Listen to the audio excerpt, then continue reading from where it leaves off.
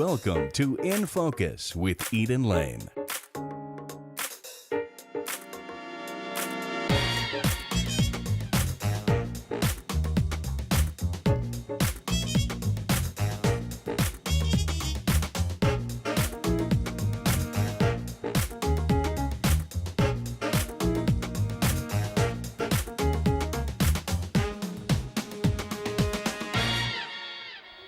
Hi, I'm Eden Lane. Tonight we're in Aurora at the Aurora Fox for a holiday production with a twist. This one is being produced by Phamaly.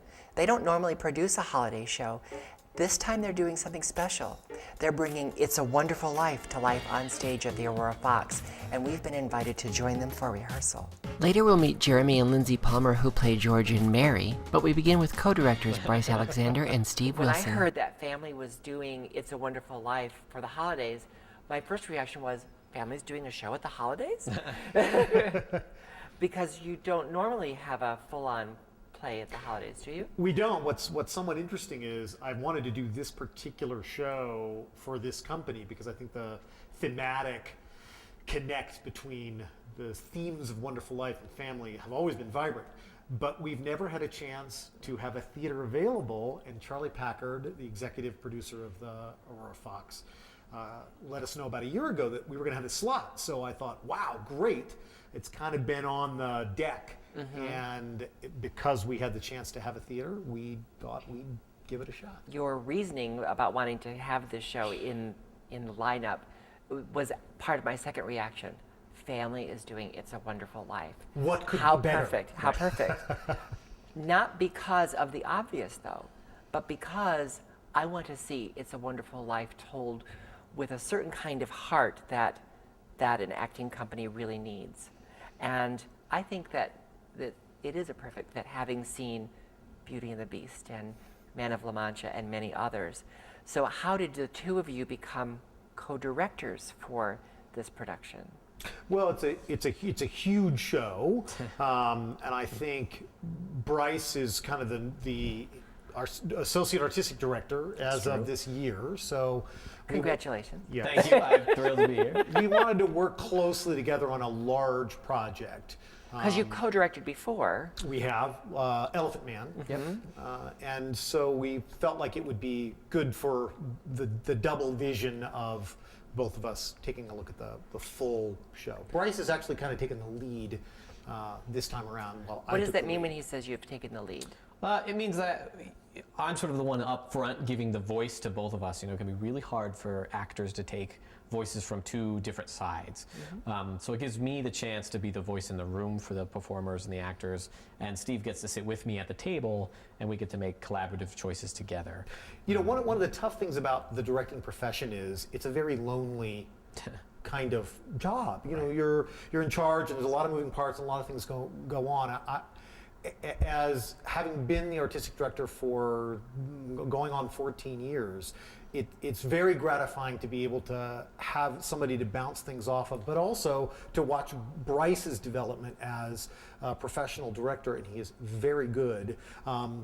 But to feel like I'm there for him as well. So it's been a really good experience. So as co-directors, you have to have some of your outline, some of your foundation decided before you show up with the cast. How much of that were you responsible to do before you started rehearsing with the cast? Well, I did a lot of the, I started with the cutting of the play and moving things together, and then Bryce took it and changed some things that I did, and then Bryce did the staging, the blocking. So this is your own adaptation of the script? It's not someone else's? Yes and no. Yes and no. We've started with the Rand adaptation, which essentially is the movie script, essentially. On the paper. On paper. Yeah. We have combined some character lines because the movie has a lot of characters, and if you're watching a play and there's 50 people and they each have one scene, it's confusing to watch those characters through, and we felt like with our company it would be great to see these characters see more of their journey through. So we've combined some things. The play didn't really have an end of the act, so we've added some pieces, and there's a multimedia piece. I don't know if you want to talk about that. Yeah, I mean, it's a movie first, and we sort of wanted to play homage to it. I mean, the movie starts with blinking, nebulas in the back, which are the angels, and it was nominated for an award for how technologically advanced it was. And so, for us, because it was written like a movie script, there are no built-in transitions except for the same that are in the movie, which are often the voiceovers of the angels. So we're able to take the angels and project them in a sort of an homage to the movie, because they stand in front of the nebulas, and we're able to make those transitions happen live in front of the audience instead of sort of the movie magic of us cutting from one place and then immediately being in the next. So that helps you keep it moving as well. That keeps the pace right, because going. if you think about a movie, all the time you would go from place to place to place.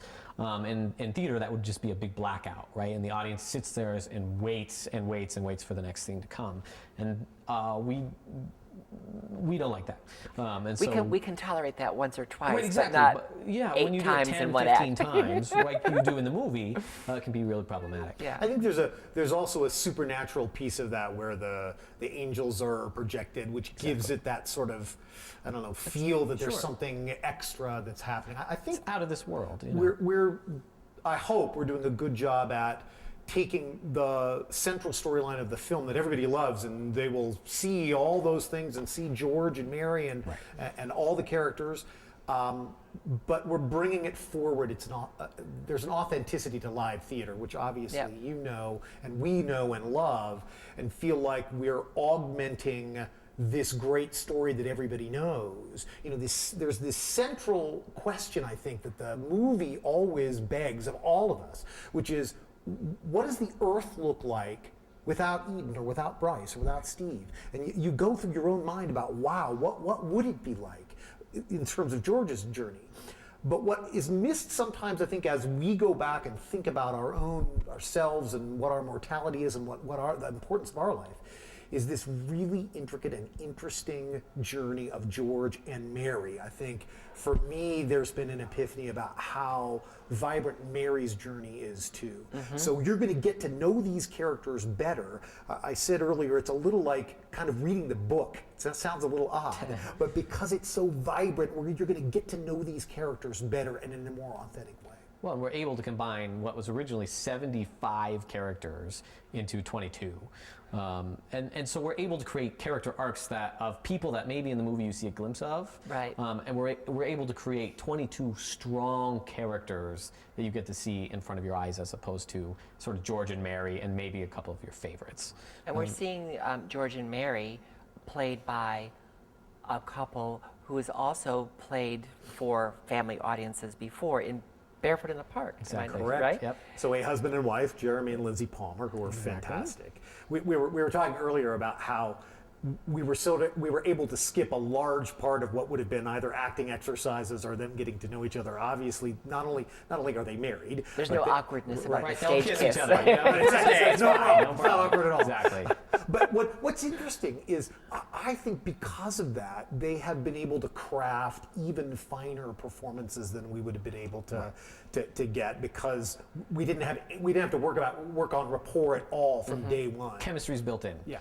So you start with tactics and objectives and specifics. In some ways, community is built in with the community of Bedford Falls. Absolutely. Because unlike many theater companies in Colorado, this really is a theater company. You have the same players from production to production to production.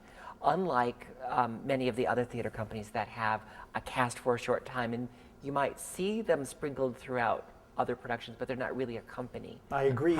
It's in rep, right? So like it's in rep. So you see some of the same faces reinventing themselves and inhabiting these characters. And that helps bridge some of that. You sort of talked about at the beginning of the interview, you sort of talked about that humanity that comes from family. And a lot of it is built in that community that is family, that people know each other's struggles. They know each other on stage like they would in life. So we're not creating artificial relationships to say. I mean, every character is relating differently, but there's a relationship there that you can't capture necessarily when you haven't known somebody for 15 years like some of these characters have. And then when we add new people, this year we've got 3 or 4 new cast members in the show, right? They get sucked right in. And it creates something that's really hard to find anywhere else. And we've often heard this talked about with family, about how quickly you forget the reason for the being of this company, the different abilities or disabilities that the players bring to the company. And that can be almost this cliche now in Denver, where we say, oh, well, you forget it because they're such good productions, it's such good theater, that we've said it so often. But this particular show, I think we don't really want to forget as much because of the message of the show. At least that's what I'm feeling as I'm coming in, just even watching rehearsal. And I'm wondering if that's part of why you kept this in the back burner for so long. Is that part of what you're doing? I mean, I think the central message of Wonderful Life is so great. What's wonderful is we haven't really We don't have to explore anything. We've not added a line about, well, you're in a wheelchair. No, it's all the same. There's no mention. What is somewhat ironic is in the original movie, there is one character who is disabled, which is Mr. Potter, is in a wheelchair. And he's not in a wheelchair. He's walking in this one. Yeah, exactly. But since we're here during rehearsal and you've let us come into your family, we got to see a rather unique instance just a few moments ago where someone from backstage hollered out for help. And the reaction of this company to that sort of instance is very different than you might see in just any other rehearsal space. Sure. And that is particular to not just the disabilities that some of the players have, but the community and the longevity that you've had together. And I wonder if you want to tell me a little bit about what that moment is like and what that means for you as theater artists. Well, I think there's a central thing about caring. Yeah. And I think we are concerned, obviously, that anybody gets hurt, but if someone calls out help, and in this particular case, someone was having trouble with a chair, but nobody knew We didn't that. know, right. So the team, You're everyone, you assume right, that help leapt means, up and ran backstage. It isn't what's going on. We know to move quickly because you never know what could happen. Well, and again, we've known a lot of these performers for many years. So when you hear a voice that says help, maybe in another rehearsal hall you wait for somebody else to respond because you don't know. Here, everybody knows. And the presumption in another rehearsal space might only mean It was a prop. what she really meant Exactly. in this case, rather than what she could have meant. Right. I mean, we deal with performers falling and having spasms on the floor and things like that on a fairly regular basis. Medication Medication. that makes somebody act differently on Tuesday than they are going to on Wednesday, and Absolutely. adjusting that and making sure that they're comfortable with it and we're comfortable with their safety. It's a lot of balance. And those years of experience keep this from being a risky place to do that. It gives the company a safe place to continue to make art and to continue to make theater and tell stories. And I'm so glad that we got to come here and get this really intimate look at the process and find out about how we're getting this story told at the Aurora Fox by Family. And I know we're going to have a chance to talk to our Some of the married performers, couple that's right. also. So thank you so much. Thank you for having us. Appreciate it. Now we meet the actors playing George Bailey and Mary Bailey. We're on stage with Jeremy Palmer and Lyndsay Palmer. Well, it's really great to be able to come to rehearsal as you're taking over the space here at the Aurora Fox. As you're rehearsing for It's a Wonderful Life. What a perfect production, not just for this time of year, but for this company. Mm-hmm. What does it feel like to tackle the technical aspects of this rake stage that they've installed for this production? It's different. Especially with my equilibrium, I'm a little off balance. But it's definitely a different aspect. But it's a good challenge, I think. Mm-hmm. And it just brings a lot more meaning, I think, to the show. We've each done 4 shows in this space already. So for us, it's just a new way of experiencing the same space and everything, and being kind of right downstage, literally, and the audience. in their faces, is just different because, and it's similar in some ways to the space theater, where we do our musicals, where there are people a foot away from you sometimes, and that can be the case here, which is not usually the case with the Fox. You know, you usually have a good 6 to 8 foot, I think, gap between the first row and the edge of the stage, and now it's reconfigured, and you know, it's a bit of an uphill battle sometimes. But seriously though, we're having fun. It's interesting. It's adding the wheelchairs and the mobility impairments into it is obviously Because a raked challenge. stage is challenging for any theater company. Sure. And then when you layer that on, Yep, and then you add a wheelchair as a sled that we're working on, also that we're still finessing. You know, then you're just asking for trouble. But the end product will be just one of many aspects in which it's a unique production for people Family to see. has done it again. well, that's what we always say every time we come and see you, too. So maybe we'll mean it in a different way this time. Maybe, yeah. Now, of course, you have to be familiar with the source material, the movie It's a Wonderful Life. So as you're tackling a character that has one interpretation of a character has become so iconic, what is that like for you as an actor to try to bring life to it on your own terms?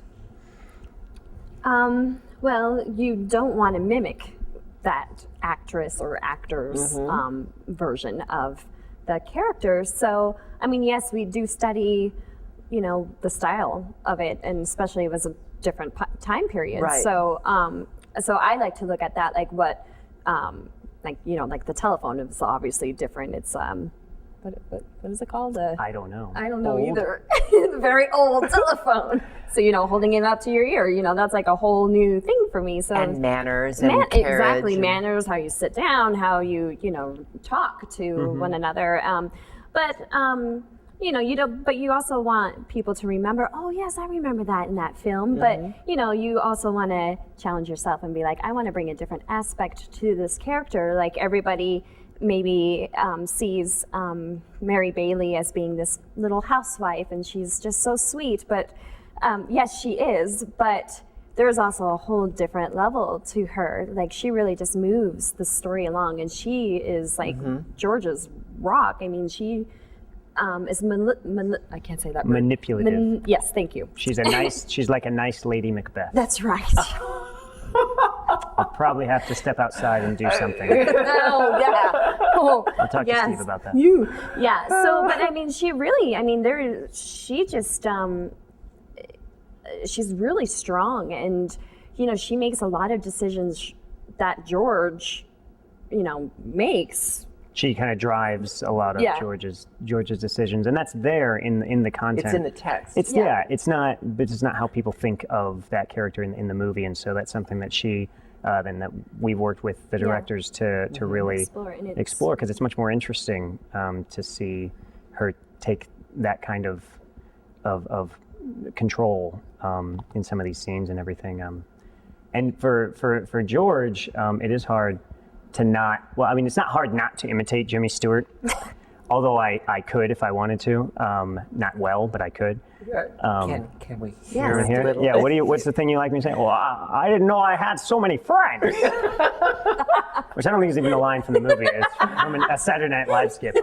But anyway, so not trying to do that, but just trying to approach the character kind of just with starting from scratch and just looking at the given circumstances and the journey that he's taken through in the show overall, and then in each individual scene, and just approaching that the way you would as if, you know, it was a new play or anything, and removing any of the mannerisms and inserting my own, because apparently I have some of my own that I bring to it. I don't know, some Palmerisms as they're referred to, but that, so in that way it hasn't been especially difficult, especially because we've been two sets of very good hands, both of whom we've known for several years, and who know, you know, how to work well with us too and everything. So an advantage that the two of you have that those original actors didn't have is that you're actually married. Yeah. Or maybe that's not an advantage. How is that for you to play?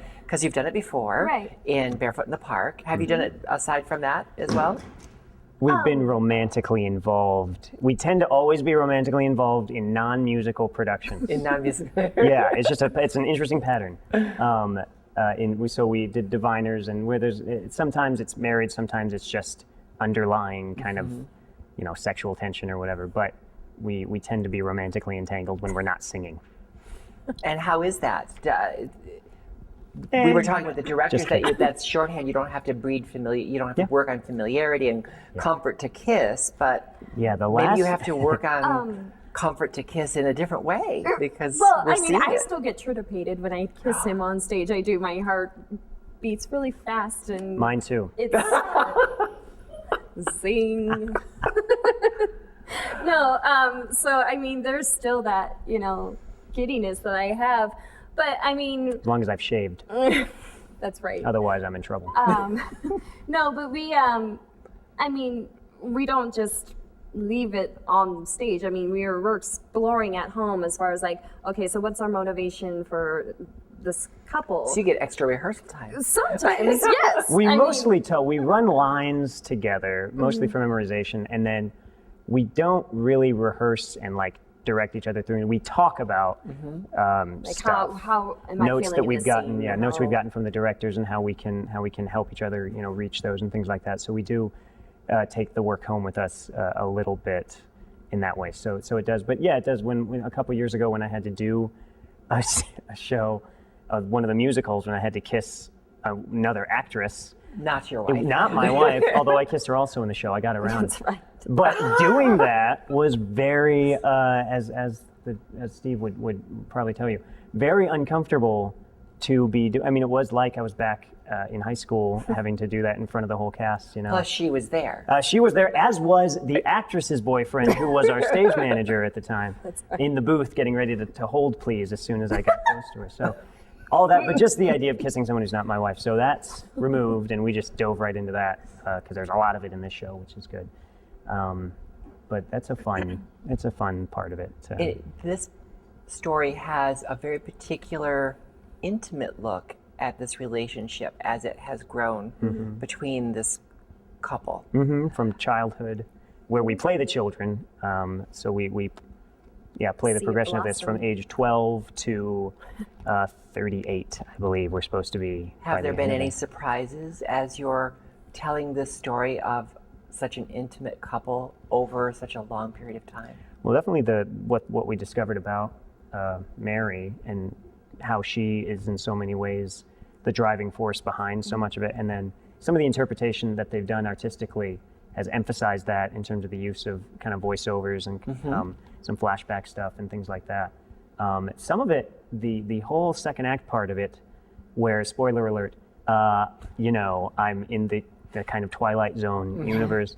You were never born. Exactly, where I was never born. The acting that at times, largely because of what I'm getting from some of the other actors and just the energy that scenario kind of creates, I've been surprised how generally caught up in that moment I get. I'm not usually like that. I'm usually able to stay a little bit more at arm's length from things and stay kind of intellectualizing things in my head, which could be a good thing or a bad thing as an actor, but it's not happening as much for me, and that's different for me, I think in a good way. And just you're feeling it more immediately. Yeah, and I didn't expect that going into, and I think that's true for a lot of people when they see it, that it's going to be a lot more emotionally impactful than they might be anticipating. They may think, I'll go and I'll watch the play, and then I'll say, oh, it's just like in the movie, and then you'll go home humming Auld Lang Syne, even though you don't know the words. But I think as they watch it, people are going to be a lot more affected. And of course, the movie is going to have a different feeling, and it's a movie. It's a movie, yeah. Right? But when you're seeing it up close, it's going to bring a whole different meaning and dynamic. Yeah. What have you been surprised by in telling this story? Well, I mean, when I hope that when people see this show, and I mean, especially for myself, it's yes, I mean, we're a theater company that is all made up of disabled actors. And so people are going to be like, oh, well, how do you live with yourself every day with being hearing impaired or blind or being in a wheelchair?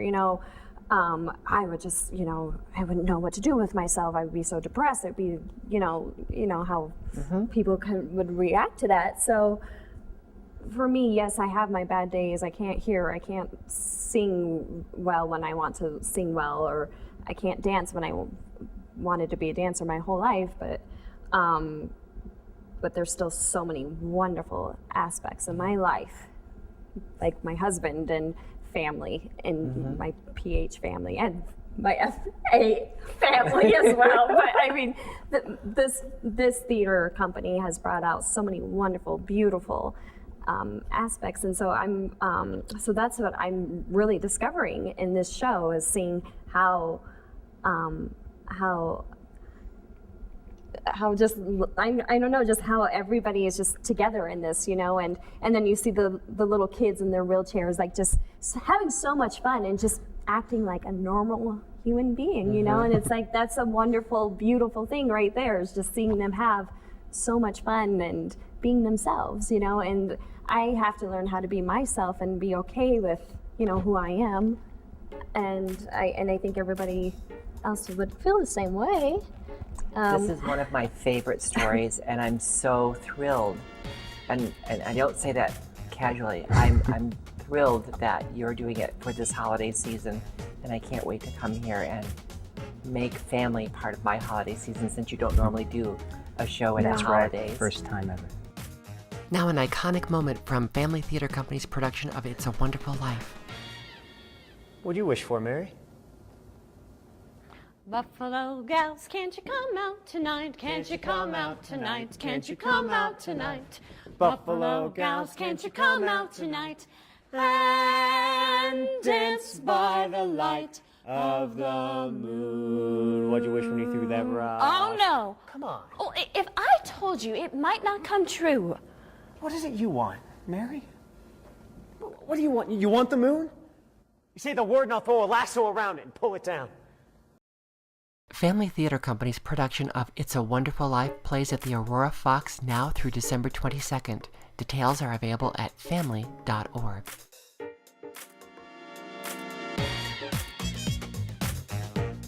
Remember to join us on Facebook and Twitter. Thanks for watching. Good night.